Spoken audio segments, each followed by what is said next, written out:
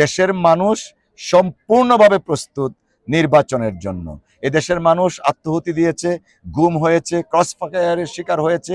জুলাই অভ্যুত্থানে ১.৫ মাসে প্রায় ২,০০০ মানুষ তাদের আত্মহুতি দিয়েছেন, রক্ত দিয়েছেন। একটাই কারণ, এদেশে গণতন্ত্র পুনঃপ্রতিষ্ঠা করা, আইনের শাসন কায়েম করা, সাংবিধানিক সরকার প্রতিষ্ঠা করা। তো সবার উদ্দেশ্য সংসদ নির্বাচন। তো সংসদ নির্বাচনটাকে ত্বরান্বিত করার জন্য সব দল একসঙ্গে কাজ করবেন, আমরা তাই বিশ্বাস করি। আর গণভোটের যে বিষয়টা এনেছেন, দেখুন আমাদের এই দেশে একটা ভোট বিরাট কর্মযজ্ঞের বিষয়, অনেক অর্থনৈতিক বিষয় ইনভলভ আছে। তাছাড়া ফেব্রুয়ারিতে প্রথমার্ধে নির্বাচন হবে, এখন তো গণভোটের সময়ও নেই। যে কারণে আমাদের দলের পক্ষ থেকে দাবি জানিয়েছে গণভোট এবং জাতীয় সংসদ নির্বাচন একই দিনে হওয়ার জন্য 2টা ব্যালটে।